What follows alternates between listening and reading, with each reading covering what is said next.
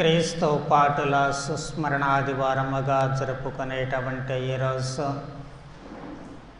వివిధ రకాల పేర్లతో పిలుస్తూ ఉంటాము. మ్రాని కొమ్మల ఆదివారము అని, మట్టల ఆదివారము అని. ఏ పేరుతో పిలిచినప్పటికీ కూడా ఈరోజు ప్రభువైన యేసుక్రీస్తు యెరూషలేము మహిమాయుత ప్రవేశమును ధ్యానము చేస్తూ ఉన్నాము.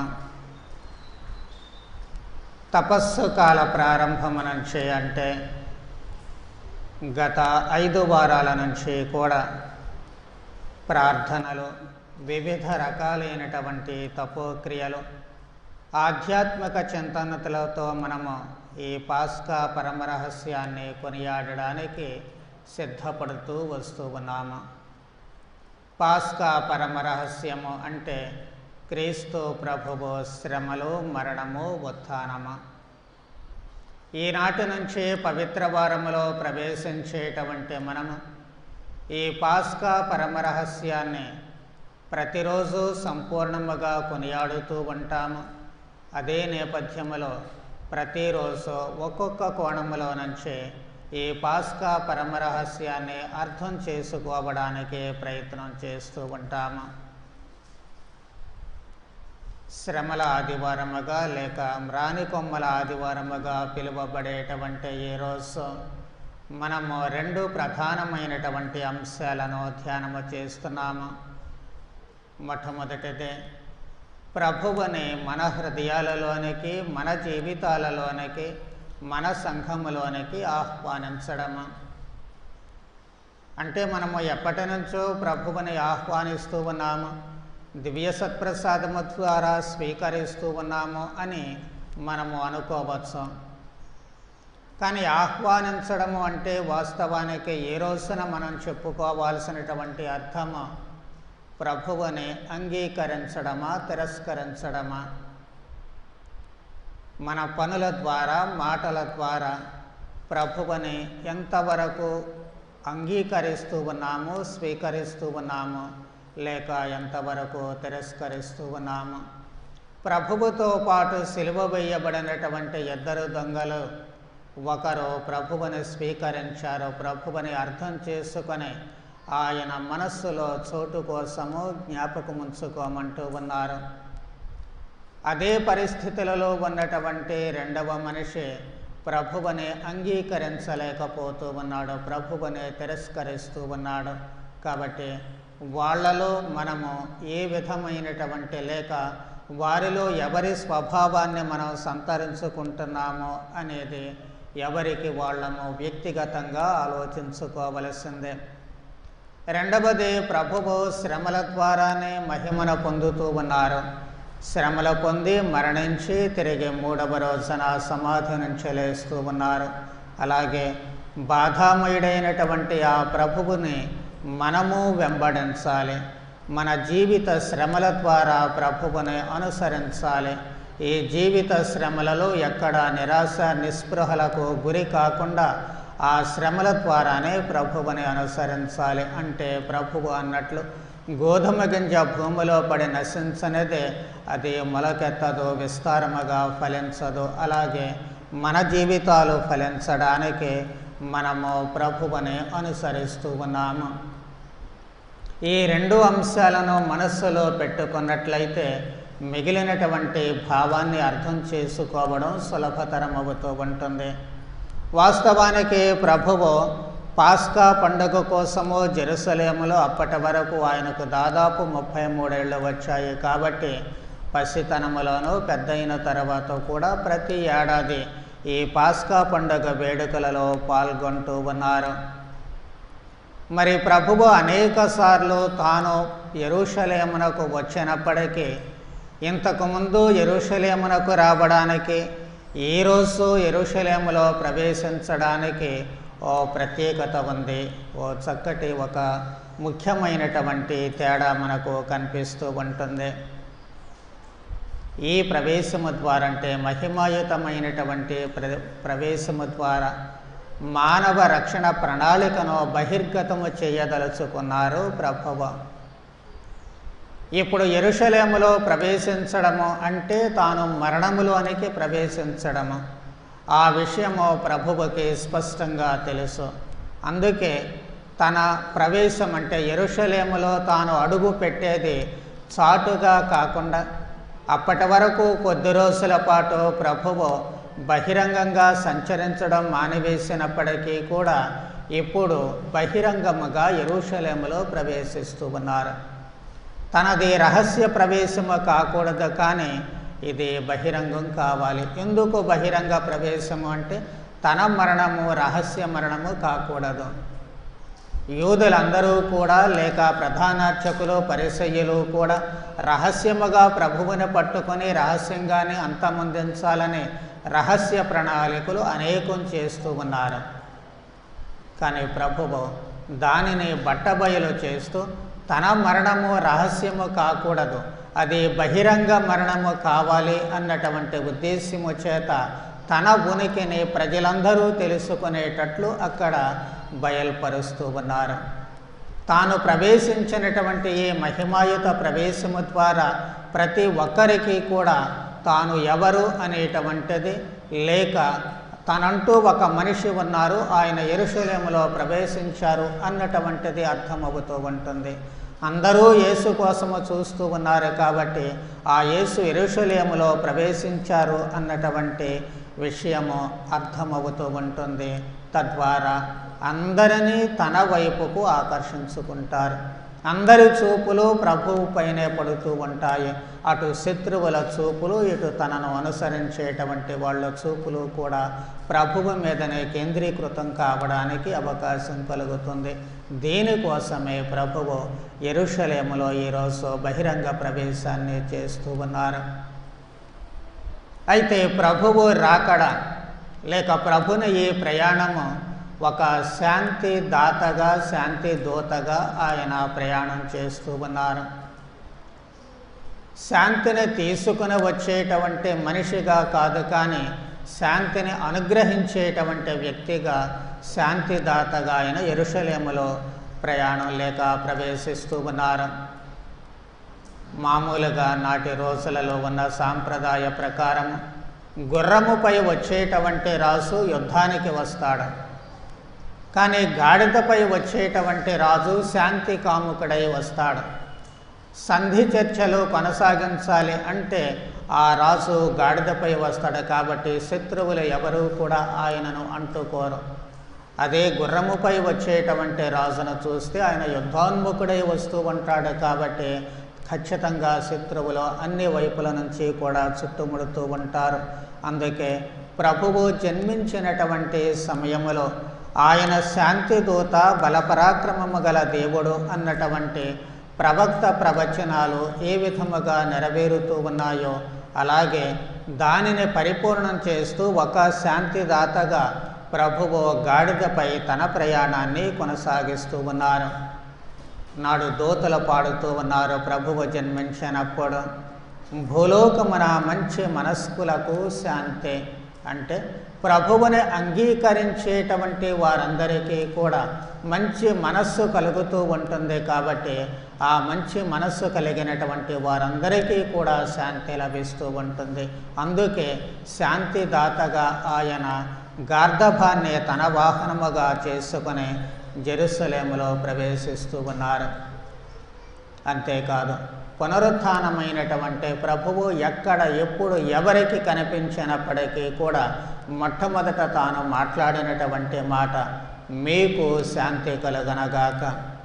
కాబట్టి పునరుత్థానము ద్వారా తాను అనుగ్రహించేటువంటి ఆ శాంతికి నాంది వచనమే ఇప్పుడు ప్రభువు గార్ధబాన్ని తన వాహనంగా చేసుకొని ఈ శాంతి ప్రయాణాన్ని కొనసాగిస్తూ ఉన్నారు. ప్రభువు గార్ధబాన్ని తన వాహనంగా చేసుకునేటువంటి ఆ సమయంలో శిష్యులను ఆ గార్ధబము కోసము పంపిస్తూ ఓ మాట చెబుతూ ఉన్నారు. ఎవరు ఎప్పుడు ఎక్కనటువంటి గార్ధబపు పిల్లను తోలుకుని రమ్మని చెబుతూ ఉన్నారు. ఒకవేళ ఎవరైనా ప్రశ్నిస్తే ప్రభు అంటూ ఉన్నారు, అది ప్రభువునకు అవసరము అని చెప్పండి అంటూ ఉన్నారు. తాను ప్రయాణము చేసేటువంటి ఆ గార్ధబపు పిల్ల ఎవరూ కూడా దానిపై ప్రయాణం చేసి ఉండకూడదు అప్పటి వరకు. ఎందుకు అంటే పాపభారాన్ని మోసేటువంటి వాళ్లకు అది గుర్తుగా ఉంటుంది. కాబట్టి తాను ఎక్కేటువంటి ఆ గార్ధపపు పిల్ల కూడా మలినరహితముగా ఉండాలి. అంతకుముందు పాపాన్ని మోసినటువంటిదిగా ఉండకూడదు. అంతకుముందు కల్మషముతో కూడిన వ్యక్తులను మోసినటువంటిదిగా ఉండకూడదు. అంతకుముందు ద్వేషపూరితమైనటువంటి వ్యక్తులను మోసినటువంటిది కాకూడదు. అందుకే మొదటిగా తాను మాత్రమే దానిపై ప్రయాణం చేస్తే అప్పటి నుంచే ప్రయాణము చేసేటువంటి వారందరూ కూడా తన మాదిరిగా తనను పోలి శాంతి దాతలుగా లేక శాంతి దూతలుగా శాంతి వాహకాలుగా మారడానికి అవకాశము కలుగుతూ ఉంటుంది. అదే రక్షణ రాసు, అదే శాంతిదాత ఈరోజు మనలను కూడా ఆహ్వానిస్తూ ఉన్నారు. అది ప్రభువుకి అవసరము అని చెప్పి ఆ గార్ధపపు పిల్లను గురించి చెప్పమంటూ ఉన్నారే, అవే మాటలు మనకు కూడా చెప్పబడుతూ ఉన్నాయి.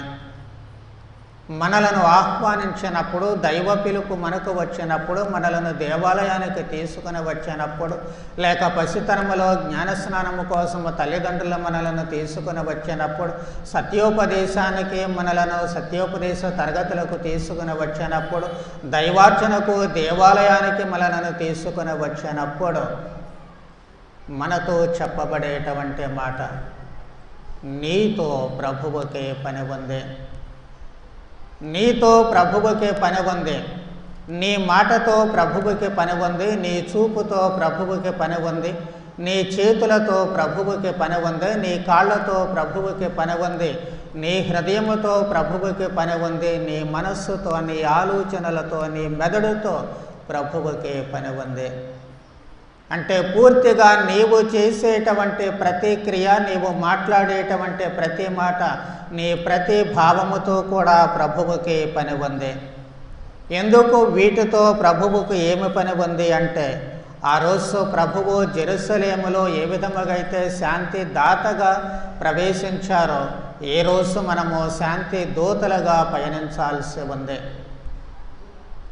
తనతో పని ఉందని గార్ధపపు పిల్లను తీసుకుని వచ్చినప్పుడు ఆ గార్ధపు పిల్ల ప్రభువును మోసుకుంటూ వెళ్ళింది.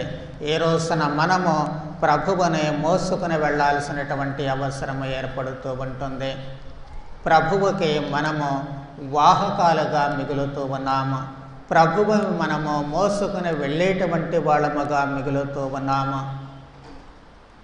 మాట మంతి లేకుండా ఆ గార్ధపు పిల్లను ఏ విధముగా అయితే వాళ్ళు తోలుకొని పోతూ ఉన్నారో, అలాగే ప్రభుని ఉపయోగార్థము మనము ఏ విధమైనటువంటి కండిషన్స్ లేకుండా, ఎలాంటి షరతులు లేకుండా బేషరతుగా ప్రభువుకి మనలను మనము సమర్పించుకోవాల్సినటువంటి అవసరము ఏర్పడుతూ ఉంటుంది.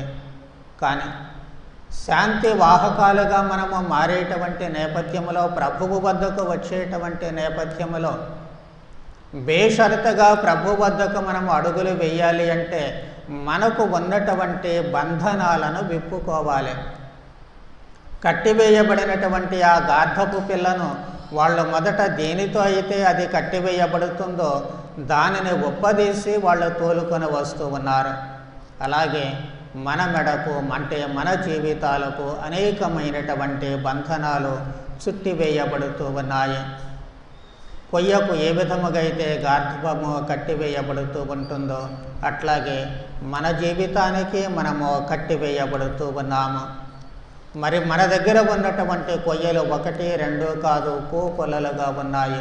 ఒక కొయ్య నుంచి ఒప్పదీస్తే మరో కొయ్యకు ముడి వేసుకుంటాము, ఆ కొయ్య నుంచి ఒప్పదీస్తే మరో కొయ్యకు ముడి వేసుకుంటాము. ఏమిటి ఆ కొయ్యలు అంటే మనలో ఉన్నటువంటి దుర్లక్షణాలు, మనలో ఉన్నటువంటి వ్యసనాలు, మనలో ఉన్నటువంటి కోపము, ద్వేషము, పగ, ప్రతీకారాలు, స్వార్థము, ఇవన్నీ కూడా మనలను కట్టివేస్తూ ఉంటాయి, బంధిస్తూ ఉంటాయి. ప్రభువు వైపుకు అడుగులో ఎప్పుడూ కూడా అంత ఫ్రీగా వేయనీయవు. అందుకే మనము ప్రభువును మోసేవాళ్ళమే అయినప్పటికీ ఒకసారి మోస్తాము, ఒకసారి వదిలేస్తాము. మోసినప్పుడు మన జీవితాలు బాగుంటాయి, ప్రభువును వదిలివేసినప్పుడు మన జీవితాలు అధోగతి పాలవుతూ ఉంటాయి. ప్రభువును మోసినటువంటి ఆ గాడిద పిల్ల ఆ తెల్లారి ప్రొద్దున్నే ఏడ్చుకుంటూ వాళ్ళ అమ్మ దగ్గరకు వెళ్ళిందట. ప్రొద్దున్నే లేచి కనీసము భోజనం కూడా చేయకుండా ఎంతో సంతోషంతో గంతులేస్తూ వెళ్ళిపోయినటువంటి ఆ గాడిద పిల్ల అంతగా వలవల ఏడుస్తూ మళ్ళీ తన దగ్గరకు వచ్చేసరికి ఆ తల్లి గాడిద బుజ్జగిస్తూ అడిగిందట, ఏమ్మా ఎంతో సంతోషంతో నువ్వు వెళ్ళిపోయావో, మరి ఏమిటి ఇంతలోనే ఏం జరిగింది, నీవు అలా ఏడ్చుకుంటూ వస్తూ ఉన్నావు అని చెప్పి అడిగింది. అడిగితే ఆ గాడిద పిల్ల చెబుతూ ఉంది, అమ్మా ఈ మనుషులకు బుద్ధి లేదు, వీళ్ళకి అసలు జ్ఞానము లేదు, వీళ్ళకి అసలు కృతజ్ఞతే లేదు, ఏ మనుషులమ్మా వీళ్ళు, ఎంత మూర్ఖులు అని చెప్పి మనుషుల్ని తిట్టడం మొదలుపెట్టింది. అదేంటమ్మా వాళ్ళు నిన్నేం చేశారో, ప్రొద్దున లేచి బయటికి వెళ్ళేటప్పుడు బాగానే ఉన్నావు కదా, ఎంతలోనే ఏమి జరిగింది అని. అప్పుడు చెబుతూ ఉంది ఆ గాడిద పిల్ల, అమ్మా నేను బయటికి వెళ్ళాను, కానీ ఎవరూ నన్ను పట్టించుకోలేదు, ఎవరూ నాకు నమస్కారం చెప్పలేదు, ఎవరూ నన్ను గౌరవించలేదు. నిన్నటి రోజున నేను నడిచేటప్పుడు నాకు తాళపత్రాలు పరిచారు, తమ వస్త్రాలు తీసి పడిచి నన్ను నేల మీద నడవనివ్వలేదు. తమ వస్త్రాల మీద నడిపించినటువంటి ఈ జలము, నిన్న జై కొట్టినటువంటి ఈ జనము ఈరోజు కనీసం నా ముఖం కూడా చూడలేదమ్మా. నేను దారిలో పోతుంటే నన్ను పట్టించుకోవడం లేదు. అందుకే వీళ్ళు పట్టించుకోవడం లేదు కాబట్టి నేను అక్కడ కూరగాయల కొట్ల దగ్గరికి వెళ్ళాను, కనీసం అక్కడికి వెళితే అప్పుడన్నా నన్ను చూసి వాళ్ళు నాకు గౌరవిస్తారు అని చెప్పి అక్కడికి వెళితే నేనేదో కూరగాయలు తింటున్నానని చెప్పి అనుకొని కర్ర తీసుకుని నా వీపున బాదారు. అక్కడ నుంచి కుయోమర్రు అనుకుంటూ అక్కడ 10 మంది కలిసి కూర్చొని మాట్లాడుకుంటూ ఉంటే కనీసం వీళ్ళు పెద్ద మనుషుల్లా ఉన్నారు, వీళ్ళన్నా నన్ను గౌరవిస్తారు, నన్ను గుర్తుపడతారు, కాబట్టి వాళ్ళ దగ్గర నేను గౌరవాన్ని పొందొచ్చు అని చెప్పి నేను అక్కడికి వెళ్ళాను. మళ్ళీ ఆ 10 మంది దగ్గరకు నేను వెళితే ఇక్కడికి ఎందుకు వచ్చావు నువ్వంటూ వాళ్ళు చెప్పులు తీసుకొని కొట్టారు. అక్కడ నుంచి పోతూ ఆడవాళ్ళు కాస్త మాతృమూర్తులు కాబట్టి వాళ్ళలో జాలి దయా కరుణ ఎక్కువగా ఉంటుంది, కాబట్టి వాళ్ళన్నా నన్ను చూస్తే గౌరవిస్తారు, నన్ను మర్యాదిస్తారు, అని నాకు దండం పెడతారు అని చెప్పి నేను అక్కడ కుళాయి దగ్గర నీళ్లు పట్టుకునేటువంటి స్త్రీల వద్దకు వెళ్ళాను. వాళ్ళు నన్ను చూడంగానే ఈ నీళ్లు మురికి చేయడానికి వచ్చావా, ఈ నీళ్లు త్రాగడానికి వచ్చావా, మేము మంచినీళ్ళు పట్టుకుంటూ ఉంటుంటే ఈ గాడిద వచ్చి వీటిని పాడు చేయడానికి ప్రయత్నం చేస్తుంది, ఈ గాడిదని దగ్గరికి రానియకూడదు అని చెప్పి పెందులు తీసుకొని నెత్తి బొప్పు కట్టేటట్టు బాధారమ్మ. నిన్నేమో అలా చేశారు, ఈ రోజు అలా చేశారు, వీళ్ళకి అసలు బుద్ధి లేదు, మూర్ఖులు, ఎంతటి మూర్ఖులు ఎక్కడా కూడా మనం చూడము అని చెప్పి లబోదిబోమంటూ తల్లి దగ్గర మొరపెట్టుకుంది. ఆ తల్లి చిన్నగా నవ్వి ఓ మాట చెప్పింది, చూడమ్మా నిన్నటికి ఈ రోజుకి నీకు తేడా ఉంది. నిన్న నీ ఒక్కదానివే వెళ్ళలేదు, నిన్న నీవు వచ్చేటప్పుడు నీ వీపు మీద ఒక మనిషి ఉన్నారు, ఆయన యేసు ఉన్నారు. కాబట్టి జనాలు ఇచ్చినటువంటి నీకు గౌరవం నిన్ను నడవనియ్యలేదు, నీవేమో యేసుని నడవనియ్యకుండా నీ వీపు మీద పెట్టుకున్నావు. ఆయన పాదాలు నేల మీద లేకుండా నీవు మోస్తే నీ పాదాలు నేల మీద ఉండకుండా వాళ్ళు తమ వస్త్రాలు పరచారు. నీవు చేసిన ఆ పనికి ప్రతిఫలము ఇది. కాబట్టి ఆ గౌరవము వాస్తవానికి నీకు కాదు, నీ వీపు మీద ఉన్నటువంటి యేసుకు. ఈరోజు నువ్వు ఒక్కదానివే పోయావు, నీ వీపు మీద యేసు లేరు, కాబట్టి నీకు నిన్న దక్కినట్టు గౌరవము ఈరోజు దక్కలేదమ్మా, నీవు బాధపడుకొని చెప్పి ఓదారుస్తూ ఉంటుంది. వాస్తవం అదే. క్రీస్తు లేకపోతే మనం దేనికి పనికిరాము. క్రీస్తును ధరించి అడుగు పెడితేనే మనకు గౌరవం దక్కుతూ ఉంటుంది. క్రీస్తును ధరించి మనము బయటకు అడుగు పెడితేనే మనకు జీవితంలో విలువ ఉంటుంది. ఎందుకు అంటే క్రీస్తును ధరించాము అంటే ఆయన మాటను పాటిస్తూ ఉంటాము, ఆయన జీవన సూత్రాలను అనుసరిస్తూ ఉంటాము, ఆయన చూపిన ప్రేమ, ఆయన చూపిన దయ, ఆయన చూపినటువంటి అనురాగము మనము ఇతరులకు చూపిస్తాము. కాబట్టి మరో క్రీస్తులా నిలబడతాము. క్రీస్తును ధరించి ఉన్నాము కాబట్టి మన జీవితాలకు ఒక విలువ అంటూ వస్తూ ఉంటుంది. అది లేకపోతే ఆ విలువ ఎక్కడి నుంచి వస్తుంది? రాదు. మదర్ తెరీసా ఒక సామాన్యమైనటువంటి స్త్రీ, ఒక సామాన్య మఠవాస్యనే. కానీ ఆమెకు అంత గౌరవము ఎక్కడి నుంచి లభించిందంటే క్రీస్తును ధరించింది కాబట్టే. క్రీస్తును ధరించి ఆమె వీధులలో నడిచింది, క్రీస్తును ధరించి ఆమె సేవ చేసింది. అందుకే ఆమెకు యావత్ ప్రపంచము తలల వంచి నమస్కరించగలిగింది. ఆ క్రీస్తే గనక మన మీద లేకపోతే, మన జీవితంలో లేకపోతే, ఆ క్రీస్తును మనము ధరించి మనము మోసుకుని వెళ్ళలేకపోతే మనము ఎందుకు కొరగానేటువంటి వాళ్ళముగా మారేటువంటి ప్రమాదము ఏర్పడుతూ ఉంటుంది. అందుకే మనము మోసుకెళ్లాల్సినటువంటిది మన అహంభావం కాదు, మన స్వార్థము కాదు, మనలో ఉండే గర్వం కాదు, మనకుండేటువంటి ఆత్మగౌరవం కాదు. వీటినన్నిటినీ ప్రక్కన పెట్టి వీటి స్థానంలో క్రీస్తు ప్రేమ, క్రీస్తు సేవ, క్రీస్తు క్షమ, వీటిని గనుక మనం మోసుకెళ్తే అప్పుడు నిజమైనటువంటి శాంతి వాహకులముగా, అంటే శాంతిని మోసుకుని వెళ్ళేటువంటి వాళ్ళముగా మనము మారతాము. అప్పుడు మనము ఇతరులకు ఆ క్రీస్తుని, శాంతిదాతి అయిన క్రీస్తుని మాత్రమే అందిస్తాము. అది లేకపోతే ప్రభువుని ప్రక్కన పెట్టి మనం వేరే వాళ్ళకు అందించగలిగిందల్లా కోపము, ద్వేషము, అసూయ, స్వార్థము, అంతకు మించి మరేది కూడా అందించలేదు. ఫలితముగా మంట పెట్టినటువంటి వాళ్ళము అవుతూ ఉంటాము. ప్రభువు యెరూషలేము ప్రవేశించేటప్పుడు అక్కడ వాళ్ళందరూ కూడా ఏం చేశారు? తాళపత్రాలు, తర్వాత తమ వస్త్రాలు తీసి అక్కడ పరుస్తూ ఉన్నారు. తాళపత్రాలు అంటే ఇవి సృష్టికి గుర్తుగా ఉన్నాయి. వాళ్ళెందుకు ఆ తాళపత్రాలను ప్రభువు వెళ్ళేటువంటి ఆ మార్గంలో పరిచారు అంటే సృష్టి యావత్తు ప్రభుని పాదాక్రాంతము చేస్తూ ఉన్నారు. ఈ సృష్టిలో ఉండేటువంటి సంపదలే మనలను ప్రభువు నుంచి దూరం చేస్తూ ఉంటాయి. ధనికుడైనటువంటి యువకుడు ప్రభువు నుంచి ఎందుకు వెళ్ళిపోతూ ఉన్నాడు? మంచి చేయాలని ఎంత కోరిక ఉన్నా, ఎంత ఆశ ఉన్నప్పటికీ కూడా, యూదా ఇస్కరియోతు ప్రభువుతో తిరిగి ప్రభువుతో ఉన్నప్పటికీ కూడా ఎందుకు ఆయన మళ్ళీ మారిపోతూ ఉన్నాడు? కేవలము ధనముపై ఉన్నటువంటి ఆశ. దాన్ని వదులుకున్నటువంటి వాళ్ళు ధన్యులయ్యారు, అంటిపెట్టుకున్నటువంటి వాళ్ళు నాశనం అవుతూ ఉన్నారు. కాబట్టి ఈ సృష్టిలో ఉన్నటువంటి వస్తువులపై మనం ప్రేమ పెంచుకుంటాము. దేవుడి కంటే వాళ్ళకే ప్రథమ స్థానం ఇస్తాము. వాళ్ళ మనుషులే కావచ్చు, వస్తువులే కావచ్చు, సంపదలే కావచ్చు, లేకపోతే ప్రకృతి కావచ్చు, ఏదైనా సరే ప్రభువు కోసము వీటిని మనము త్యాగము చేయలేకపోయినట్లయితే మన జీవితాలు అధోగతి పాలే. అది మాత్రం ఎప్పటికీ కూడా మర్చిపోకూడదు. నేను ప్రభువు కోసమే జీవిస్తున్నాను అనుకుంటూ మళ్ళీ వీటిని వదిలివేయలేకపోతే మన జీవితాలు ప్రభువునే వదిలివేసేటువంటి పరిస్థితికి ఏర్పడుతూ ఉంటాయి. కాబట్టి ఏది ఉన్నప్పటికీ కూడా అది ప్రభువు పాదాక్రాంతం కావాలి. అందుకే దానికి గుర్తుగా వాళ్ళందరూ కూడా అక్కడ తాళపత్రాలను ప్రభువు మార్గంలో పరుస్తూ ఉన్నారు. రెండవదే వాళ్ళు పరచినటువంటిదే తమ వస్త్రాలు, పై వస్త్రాలు తీసి పరుస్తూ ఉన్నారు. ఈ వస్త్రాలు మానవ శరీర రక్షణకు గుర్తుగా ఉంటాయి.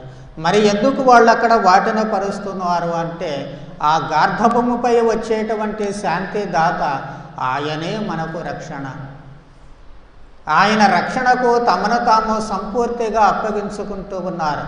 మండుతూ ఉన్నటువంటి పదవద్దకు మోషే వచ్చినప్పుడు దేవుడు ఏం చెబుతూ ఉన్నాడు? నీ పాదరక్షలు తీసివేయమంటున్నారు. అంటే నేనే నీకు రక్షణ అని ఆనాడు దేవుడు చెబుతూ ఉన్నాడు. మీరే మాకు రక్షణ అని ఈనాటి ప్రజలు ప్రభువుతో చెబుతూ ఉన్నారు. అదే మాట మనము కూడా చెప్పగలిగినటువంటి స్థాయికి మనము రావాలి. దేవుడే మనకు రక్షణ. వివిధ రకాలైనటువంటి అంశాలు, వివిధ రకాలైనటువంటి ఆశలు అన్నీ కూడా మనకు రక్షణగా వలయాలుగా మార్చుకోవడానికి ప్రయత్నం చేస్తూ ఉంటాము. మనకున్న తెలివితేటలే కానీ, మనకున్న ప్రతిభా పాఠవాలే కానీ, మనకున్న సంపదలే కానీ, మనకున్నటువంటి అంగబలమే కానీ, మనకున్నటువంటి సంఘబలమే కానీ, ఇవన్నీ కూడా మనకు రక్షణగా ఉంచుకోవడానికి ప్రయత్నం చేస్తాము.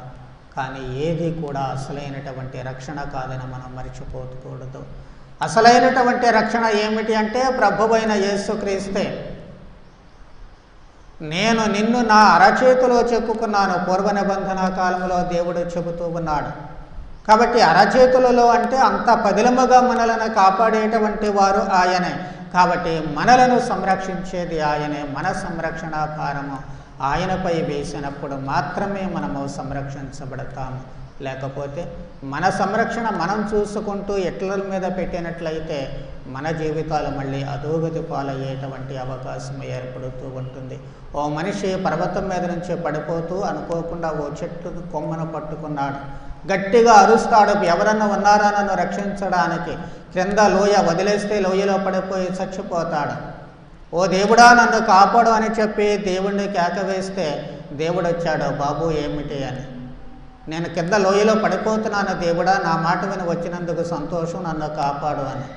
నేను కాపాడుతానని నీకు నమ్మకం ఉందా అని దేవుడు అడిగినప్పుడు, నమ్మకం ఉండబట్టే కదా దేవా నిన్ను పిలిచింది అని చెప్పి అంటాడు. ఓకే, నా మీద నీకు గనక నమ్మకం ఉంటే ఆ చెట్టు కొమ్మను వదిలేయి. కిందకు చూచాడు, కింద లోయ ఉంది, పైకి ఎక్కే దారి లేదు. దేవుడేమో దాన్ని వదిలేయమంటున్నారు.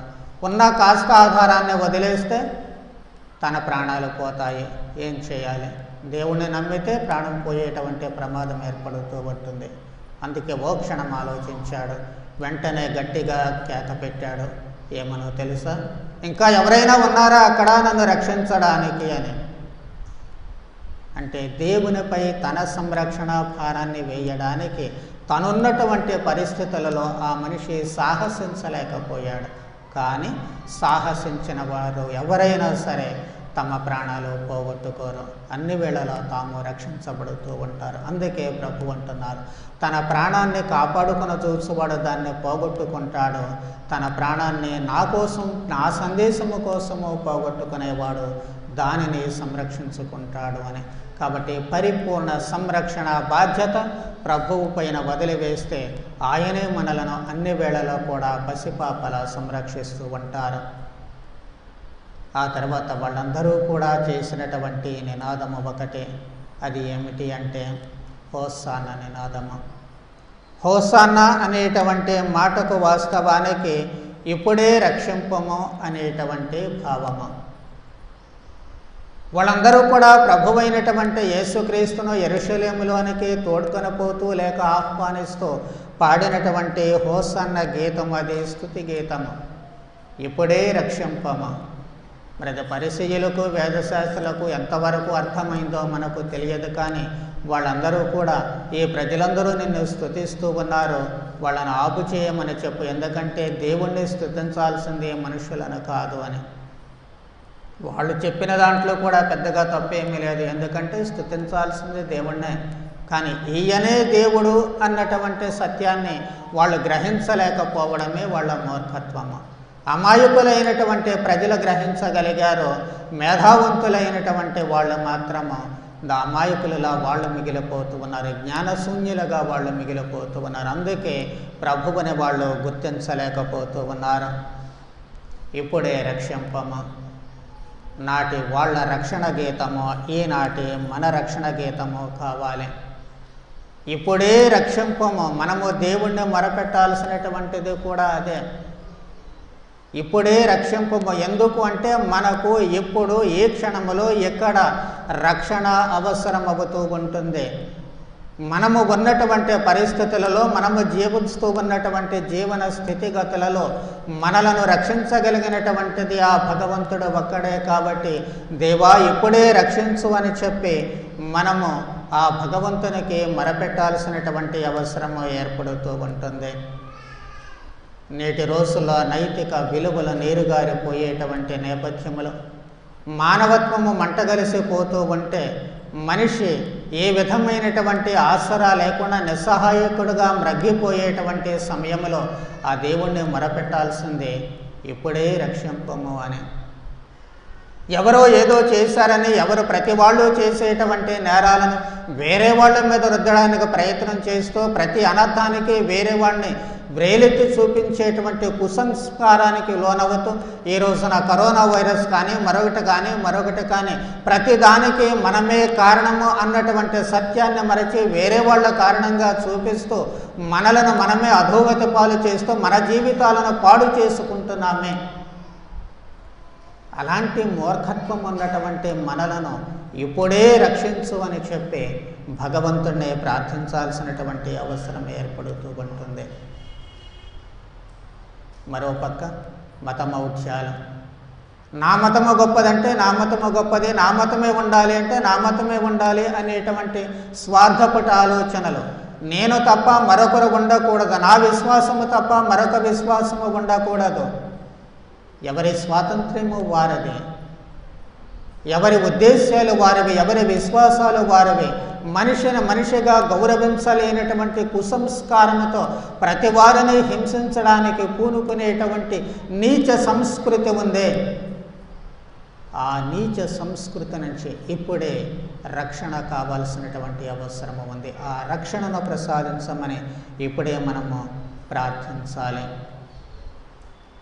ఎవరికి ఏ విధముగా ఎక్కడా కూడా ఇంట్లోనో బయట సరి అయినటువంటి సంరక్షణ లేకుండా, సంరక్షణారహితముగా ఎవరికి వారే మారుతూ ఉండేటువంటి నేపథ్యంలో సరి అయినటువంటి సక్రమమైనటువంటి పద్ధతులు లేకుండా ఎవరి ఇష్టం వచ్చినట్లు వాళ్ళు ప్రవర్తించేటువంటి నేపథ్యంలో ఎటు పోతున్నామో, ఎందుకు పోతున్నామో, ఏం చేస్తున్నామో, ఎలా చేస్తున్నామో అనేటువంటి అవగాహన లేకుండా మళ్ళీ చీకటిలోనికే మారిపోయేటువంటి ప్రమాదంలో పడిపోయినటువంటి ఏ సమాజాన్ని ఇప్పుడే రక్షించాలి. ఇప్పుడే రక్షించు అని చెప్పి మనము భగవంతుణ్ణి మొరపెట్టుకోవాలి. ఎక్కడ ఎవరు ఒక క్షణము కూడా ప్రశాంతంగా బ్రతకలేనటువంటి నేపథ్యంలో ఆ ప్రశాంతత లోపించే మనసు ప్రశాంతంగా ఉండలేక బీపీలు, షుగర్లు, రకరకాలైనటువంటి వ్యాధులు కొని తెచ్చుకొని శరీరం అంతా కొళ్ళబెట్టుకుంటూ, మనసును కొళ్ళబెట్టుకుంటూ, మనతో పాటు మన ప్రక్క వాళ్ళను కూడా కొళ్ళగొడుచుకుంటూ ఎక్కడ కూడా ప్రశాంతంగా ఒక క్షణము నిలవలేనటువంటి అధమ స్థితిలోనికి, అట్టడుగు జీవితంలోనికి పడిపోయినటువంటి ఏ మానవ జాతిని ఇప్పుడే రక్షించు అని ప్రార్థించాలి. ప్రభు ఇప్పుడే రక్షించు, ఇదే మన నేటి హోసాన్న గీతము. మనము పాడే ప్రతి పాట, చేసే ప్రతి ప్రార్థన, చేసే ప్రతి పని కూడా దీన్నే తలపించాలి. ఈ నినాదమే పుట్టుకు రావాలి. ఇప్పుడే రక్షించు. ఈ సమయం తప్పితే రక్షణ మనకు లేకుండా పోతుందేమో. కాబట్టి మనము ఆ రక్షణ కోసం ప్రార్థన చేయాలి. అందుకే ఈరోజు ప్రభువనే యెరూషలేముకు నాటి యూదులు ఆహ్వానించినట్టే, లేక నాటి ప్రజలు ఆహ్వానించినట్లే మనము కూడా మన జీవితాలలోకి ప్రభువుని ఆహ్వానించుదాం. అలాగే ఆ ప్రభువుని మోసినటువంటి గార్ధపు పిల్ల ఉంది, గాడిద పిల్ల ఉంది. ఆ గాడిద పిల్లలా మనము మారాలి. ఎలాంటి గాడిద పిల్ల?